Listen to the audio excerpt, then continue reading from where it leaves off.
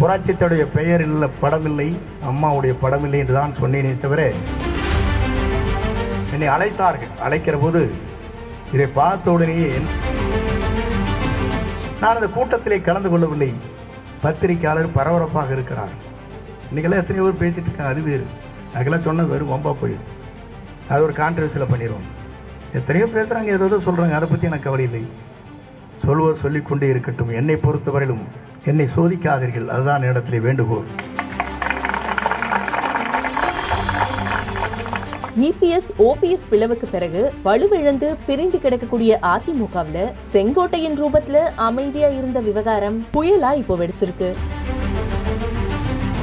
ஏற்கனவே பிளவுபட்டு கிடக்கக்கூடிய அதிமுகவுல இந்த புயலின் தாக்கம் என்னவா இருக்கும் அப்படின்னு அதிமுகவினர் அதிர்ந்து போயிருக்காங்க.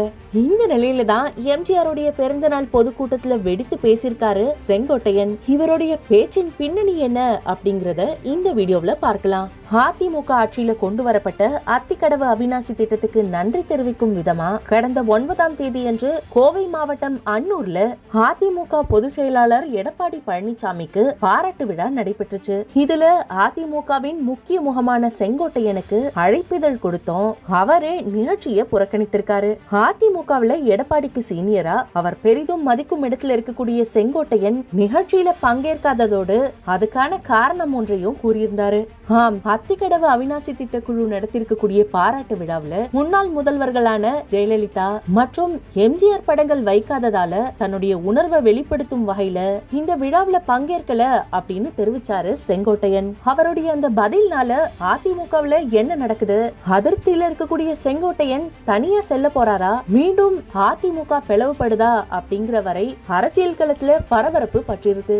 இதுக்கிடையில அவருடைய வீட்டுல அதிமுகவினர் பலரும் குவிய தொடங்கியிருக்காங்க. இதுக்கெல்லாம் பதில் சொல்லிருக்கக்கூடிய செங்கோட்டையன், வழக்கமா என் வீட்டுக்கு நிர்வாகிகள் வருவாங்க, எம்ஜிஆர் பிறந்த நாள் பொதுக்கூட்டம் தொடர்பா ஆலோசிக்கவே வந்தாங்க அப்படின்னு பத்திரிகையாளர்கள் கிட்ட காரணம் கூறினாரு. இந்த நிலையில தான் மேடையில பேசியிருக்கக்கூடிய செங்கோட்டையன், இயக்கம் ஒன்றா இருக்கணும் அப்படின்னு நினைப்பவனா என்ன சோதிக்காதீங்க, அதுதான் என்னுடைய வேண்டுகோள். நான் செல்ற பாதை எம்ஜிஆர் அம்மா வகுத்த பாதை. அவங்களுடைய படங்கள் இல்லாததுனாலதான் விவசாயிகளுடைய பாராட்டு விழாவில் கலந்துக்கல அப்படின்னு கூறினாரு. எல்லோரும் நினைக்கிறார்கள், சொன்ன 2 வரிதான். அங்கே புரட்சித்துடைய பெயர் இல்லை, படமில்லை, அம்மாவுடைய படமில்லை என்று தான் சொன்னேனே தவிர, அந்த குழு வருகிற போது அவரிடத்திலே சொன்னேன். என்னை அழைத்தார்கள். அழைக்கிற போது இதை பார்த்த உடனேயே, என்னங்க அம்மா படம் இல்லையே, தலைவர் படம் இல்லைங்களேன்னு கேட்டேன். இவ்வளவுதான். நான் அந்த கூட்டத்திலே கலந்து கொள்ளவில்லை. பத்திரிகையாளர் பரபரப்பாக இருக்கிறார். நான் புறக்கணிக்கவில்லை. அவர் படமில்லை என்ற காரணத்தின் அடிப்படையிலே இந்த கூட்டத்திலே நான் கலந்து கொள்ளவில்லை என்பதை நான் இந்த நேரத்திலே தெரிவித்துக் கொள்கிறேன். ஏன் என்னை வாழ வைத்தவர்கள், நான் இந்த இடத்திலே நிற்கிறேன் சொன்னால் அதற்கு வித்திட்டவர்கள், பல்வேறு தியாகங்களை செய்த தலைவர்கள் இருவர்கள். ஆகவேதான் அவரிடத்திலே வேண்டுகோளாக வைத்தேன். அவர் 5 பேர் வந்தார்கள். அவரிடத்திலே சொன்னேன். இன்னைக்கெல்லாம் எத்தனையோ பேர் பேசிட்டு இருக்காங்க. அது வேறு, அதுக்கெல்லாம் சொன்னால் வெறும் வம்பா போயிடும். அது ஒரு கான்ட்ரவர்சியில் பண்ணிடுவோம்.